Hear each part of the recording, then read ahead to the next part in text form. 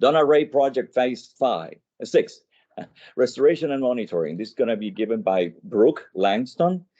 And I'm going to advance this so I can move on to inform the committee on the progress of the Dona Bay Restoration Project. And this relates to the hydrological restoration priority action number 3, protect and restore natural flow regimes.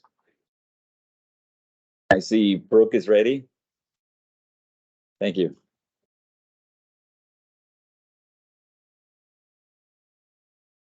Because I forgot my laser pointer, so I'm gonna old school finger laser point for you as we look at maps. I've been with Sarasota County for 7 years. The first 6 were with natural areas, managing the big chunks of land out, mostly out east, our big preserves. And I've just moved to stormwater just about a year ago. So this is a newish project to me. It's not new, it's not a new project, and but it's new to me, so I'm going to be relying on my notes more than I normally like to.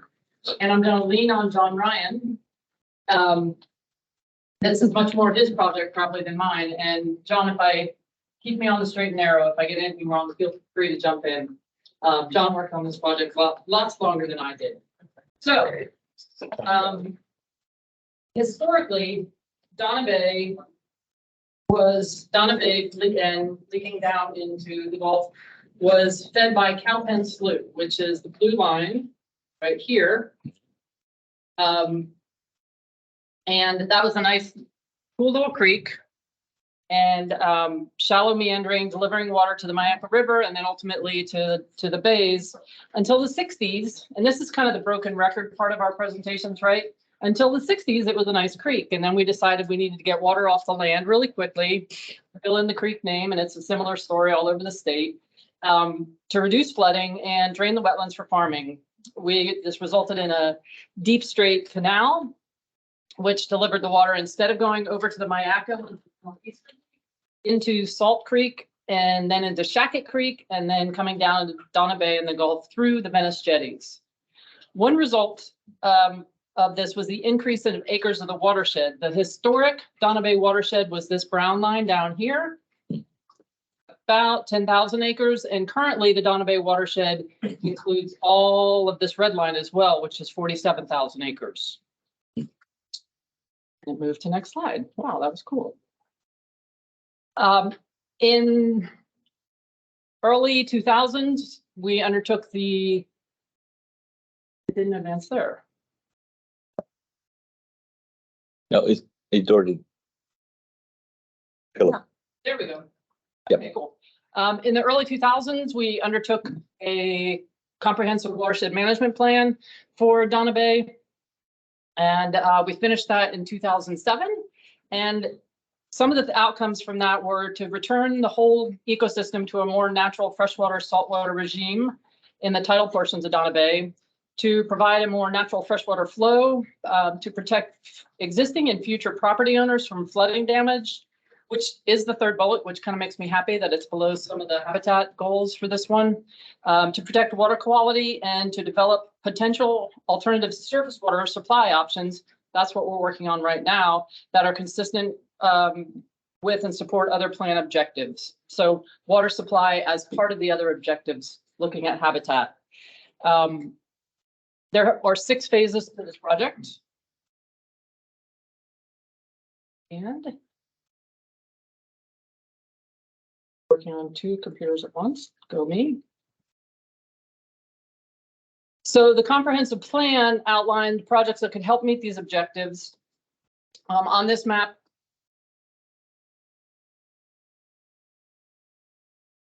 I'm sorry, not usually quite this goofy. The red arrows show up by advance. Yes. Oh, how fun is that? It's animated. So phase 1 is this red arrow. It would create a 150-acre wetland enhancement by taking some of Cowpen Slough and putting it through a control structure up here at the top. This is phase 1 up here. And that was completed about 10 years ago. And then we undertook phase 2, which was just completed last month. Phase 2 was big. It was taking all of this. Let me go down a little bit over here.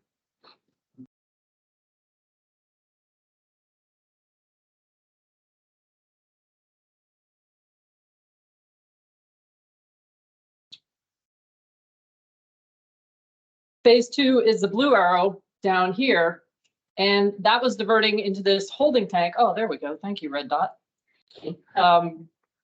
This storage facility to divert some more water to restore some of that historic flow back over to the Mayaca. So as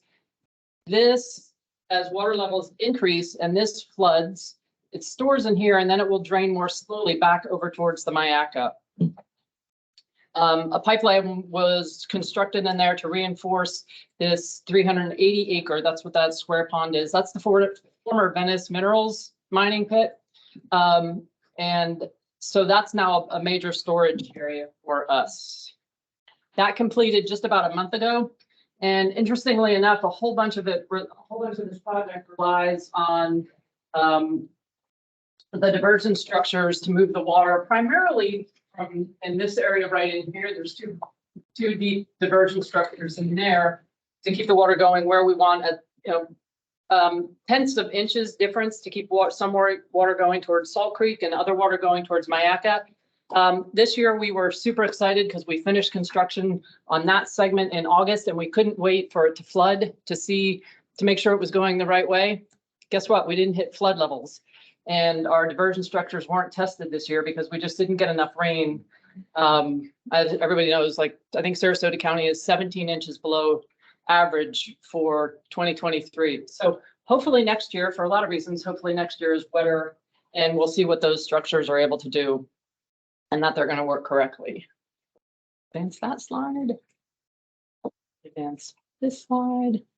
Phase 3 will take 5 to 7 years to complete, and we're just starting that one. It's an aquifer recharge that will be ongoing project. We're looking right now at putting in some of the test wells, and they'll be right down here around in this area just east of this taking place. We're putting in some test wells to see how this aquifer recharge goes and what sort of filtration we want to put on it. This is going to be multi-million, tens of $1 million once that is complete. We're working on grant funding right now to finish the test well. To support the test well. Phase 4. Advance that one. Look at me go.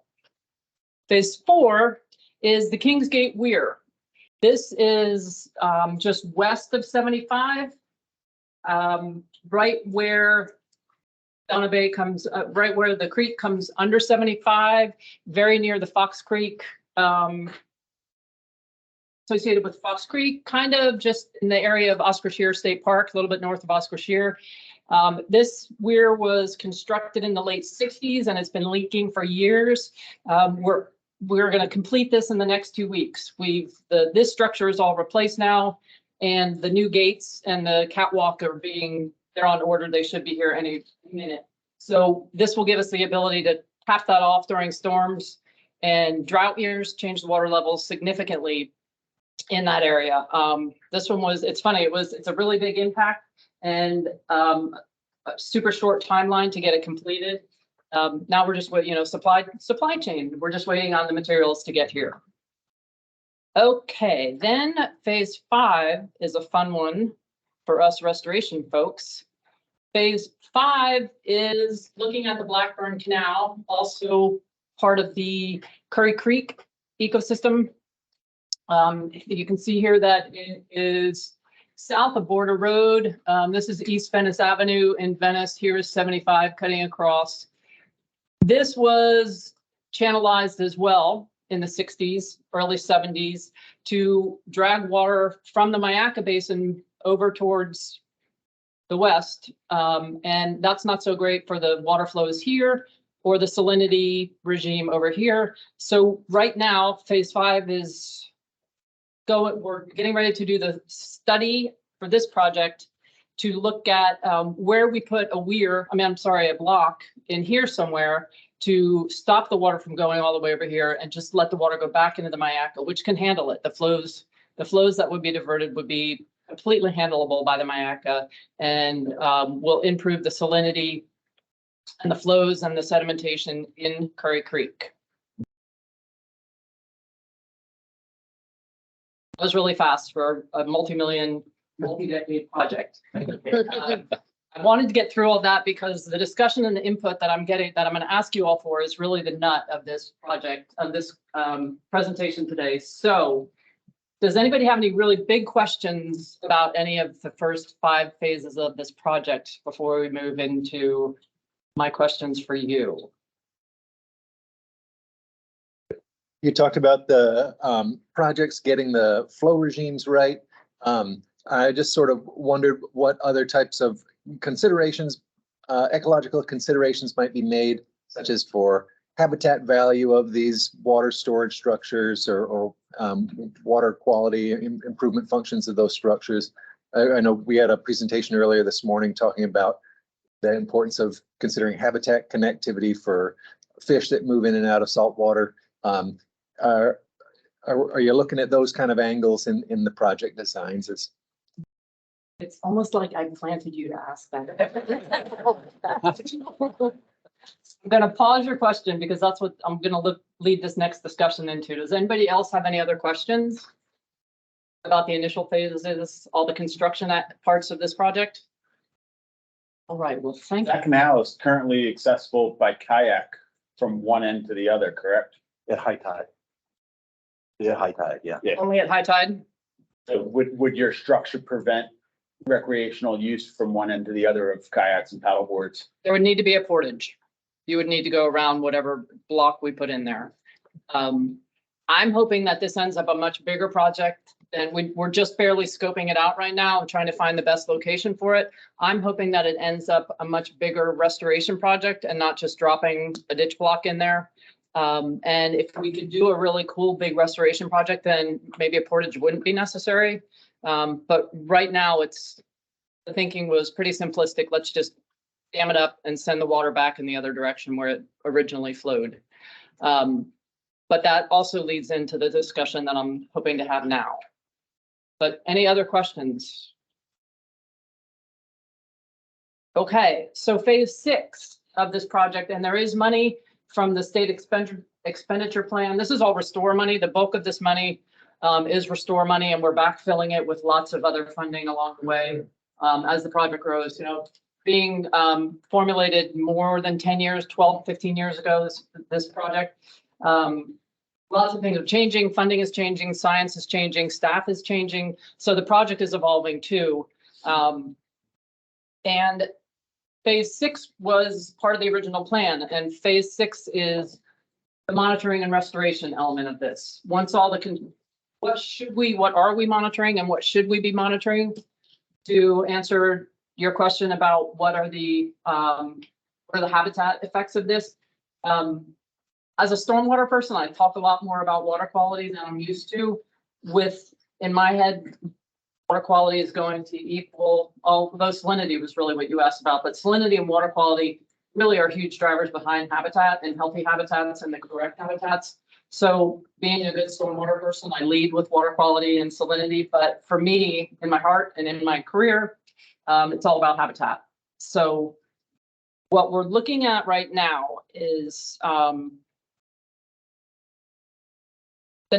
leading into the next phase as we wrap up phases 2 through 5, the construction elements of it is the monitoring and restoration to clean up whatever construction there might be, to look at where the salinity or the hydrology was so changed that the habitats are drastically changed. You know, when this was put in the 60s, what was developed was very different. So the salinity and the habitat areas, not the salinity, the habitat areas that are available now are very different than what was there in the 60s. This is a big, expensive, sexy project. And I think some folks are exhausted of it because it's been going on for so long, but it's fresh to me. And I'm lucky because I'm coming into the part I like. The restoration is my thing, much more so than the rehydration wells and all those other elements of it. I'm looking at how do we fix this now, or how do we improve what we've got? Where are the habitat values that can be improved? What can we enhance? Where are the areas that we should be working and looking for the next 10 to 15 years of this project as construction winds down and we come to live with this project? Luckily, Sarasota County Stormwater and other departments and division have a long history of monitoring in this area. I'm not sure, 20 years or 30 years ago when we started monitoring here, we didn't know this project. We didn't know where it would lead. We had no idea where the world would be now. So maybe we haven't been monitoring everywhere that we should have been or could have been to look at the results of this project and how to take this project into the next phase and get the real results to see from the habitat side of things. What we have been monitoring for so far over the last 20 and 30 years is changes in salinity and water quality in Dona Bay, changes in the distribution and persistence of healthy oysters, changes in the distribution and presence of seagrass, and changes in the distribution and native wetland species in the bay. Those are the requirements of the SCP, were to monitor all those things.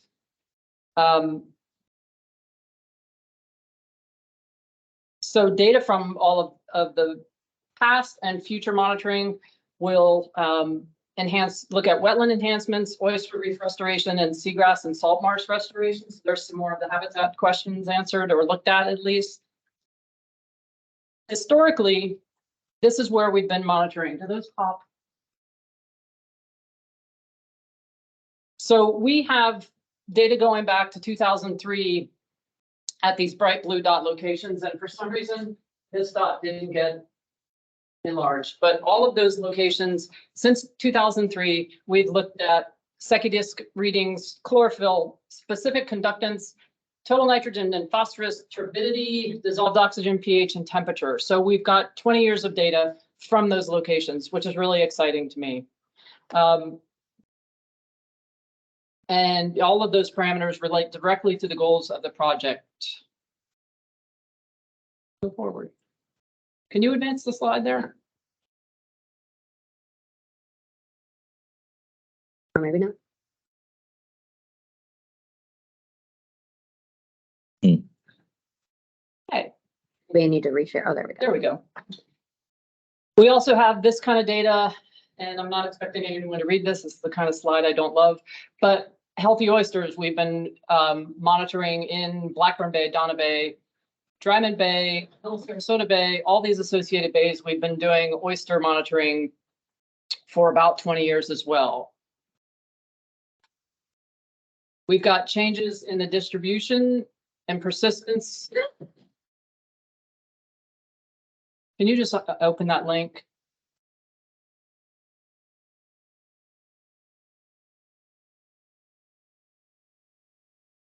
Might need to share that. Or not. I don't want to get hung up on a technicality. Our water atlas has all the data from the oyster monitoring that we've done for 20 years. Nicole, you can just go next slide. Do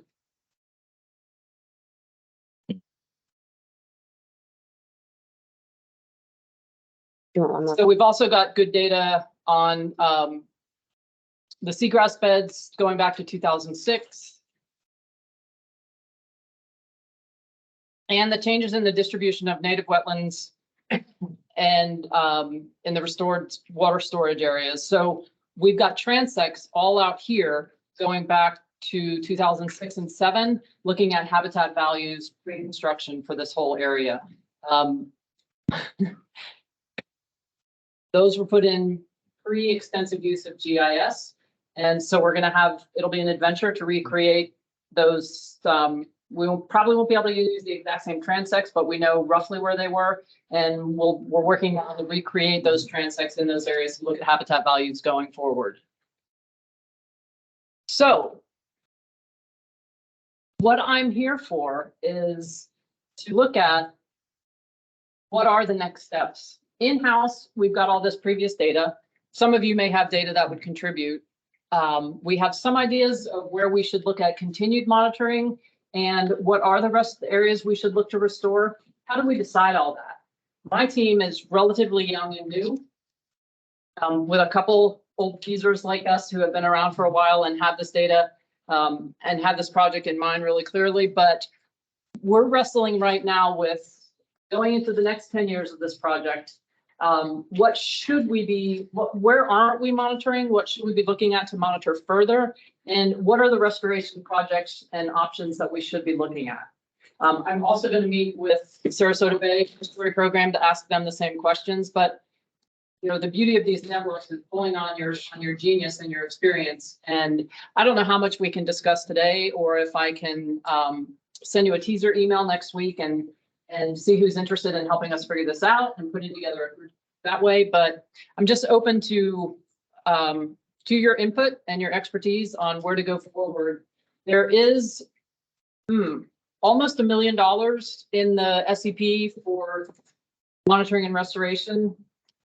My skill set, part of my skill set is fundraising around big, sexy ideas, and I think this is a super cool idea. We've got tens of millions of dollars already behind us and 20 years worth of research. How do we take this home and really make this a super cool restoration project? And I can't wait to have a big something else to fundraise around. So if anybody has any input right now and wants to shout it out or other questions, I'm open to it, but I'm also happy to continue the discussion online in the future. Greg. My first thought is, you asked the question about how should you do your restoration.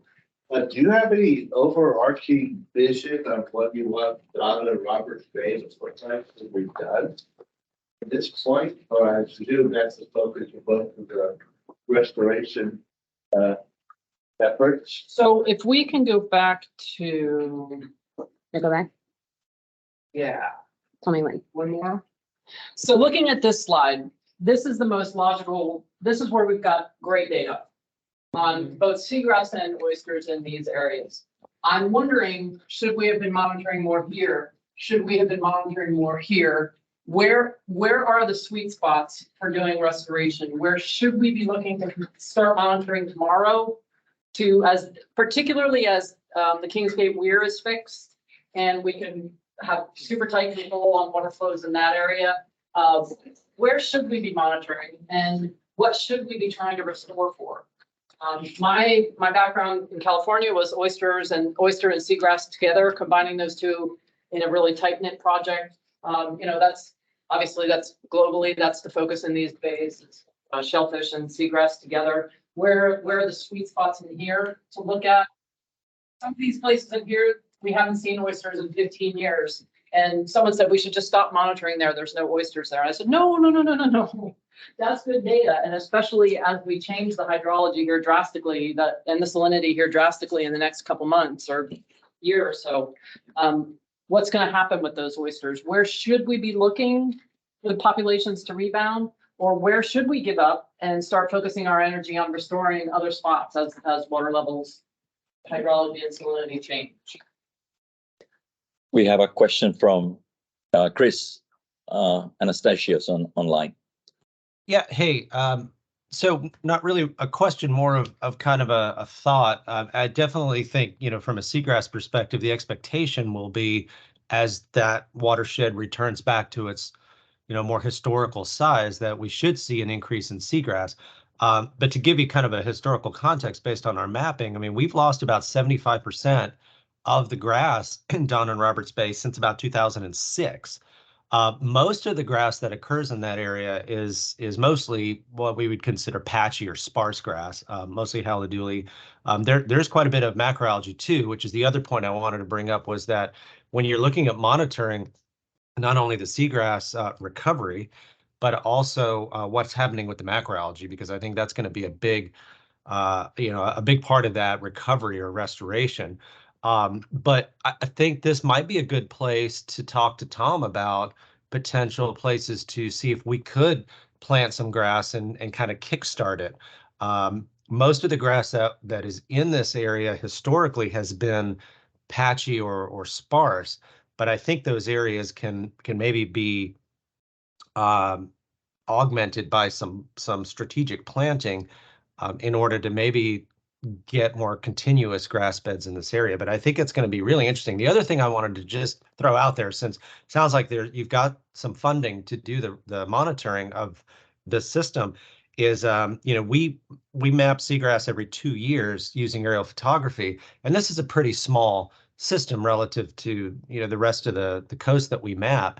And I'm wondering if it might be a good idea to consider maybe augmenting those every 2-year aerial image acquisitions that we do with maybe additional aerial photography. And it's small enough, you might be able to do that via an unmanned drone rather than a fixed wing aircraft, which might help reduce the cost.